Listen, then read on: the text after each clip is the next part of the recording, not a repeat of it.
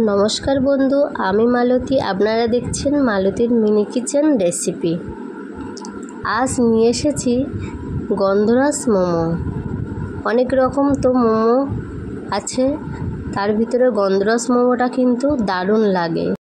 গন্ধরাজ লেবুর গন্ধটা কিন্তু অসাধারণ, গন্ধেই পেট ভরে যায় যদি থাকে তার সাথে চিকেন। তা চলুন তাহলে আজকে রেসিপিটা শুরু করা যাক। একটা কড়াইতে দিয়ে দিলাম একটু জল, তাতে দিয়ে দিলাম রসুন আর আদা। মাংসগুলো তুলে দিলাম, তুলে এবার লবণ ও পরিমাণ মতন একটু হলুদ দিয়ে মাংসটা একটু ভাপিয়ে নেব। একটা ঢাকনা দিয়ে ঢেকে 2 থেকে 3 মিনিটের জন্য একটু ভাপিয়ে নিলাম। চিকেনগুলো এবার একটা পাত্রে তুলে নিলাম। এবার বানিয়ে নেব মোমোর জন্য চাটনি। চাটনি ছাড়া তো মোমো চলেই না। চলুন তাহলে, এখানে আমি 2 থেকে 3টে টমেটো কেটে নিয়েছি। তার সাথে দিয়ে দেবো একটু আদা ও রসুন। কড়াইতে দিয়ে দিলাম একটু তেল, তাতে দিয়ে দিলাম 2টো শুকনো লঙ্কা ফোড়ন ও টমেটোগুলো তুলে দিলাম। দিয়ে এবার আদা আর রসুনগুলো এর ভিতরে দিয়ে দেব। দিয়ে ভালো করে একটু নাড়াচাড়া করে একটু ভেজে নেব, যাতে কাঁচা গন্ধ ভাবটা বেরিয়ে যায়। পরিমাণ মতন দিয়ে দিলাম লবণ ও একটু হলুদ গুঁড়ো, দিয়ে বেশ খুন্তি দিয়ে ভালো করে নাড়াচাড়া করে একটু ভেজে নেব। দেখুন এখানে আমার চাটনির জন্য টমেটোটা ভাজা রেডি। এবার একটা পাত্রে তুলে নেব ঠান্ডা হওয়ার জন্য। আমি একটা পাত্র নিয়ে নিয়েছি, তাতে দিয়ে দিলাম 2 বাটি ময়দা।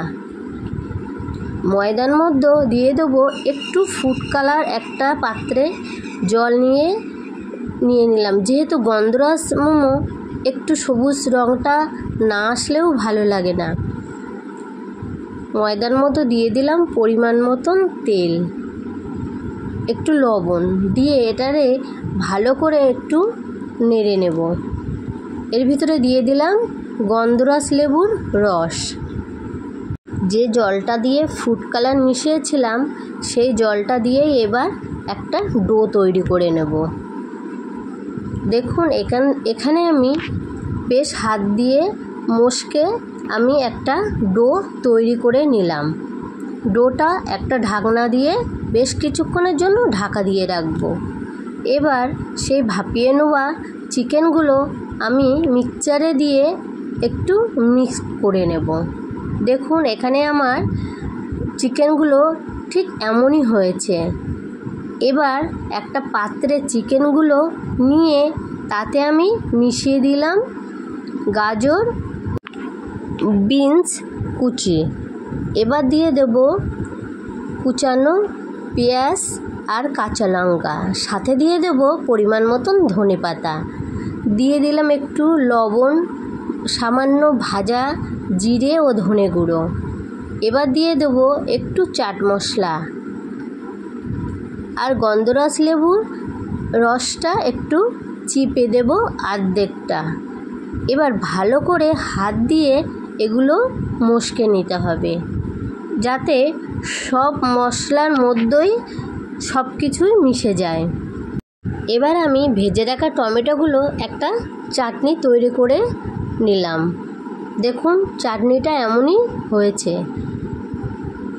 এবার ডোটা আমি একটু হাত দিয়ে আবার একটু ভালো করে মেখে নেব। এর ভিতরে 2টো লেচি করে বেশ পাতলা করে সেটাকে বেলে নিলাম। একটা গ্লাস দিয়ে আমি শেপ দিয়ে নিলাম, তাহলে একই রকম লেচিগুলো তৈরি হয়ে যাবে।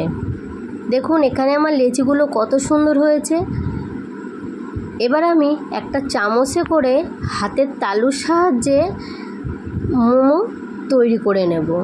দেখুন এখানে আমি কিভাবে মোমোগুলো তৈরি করছি।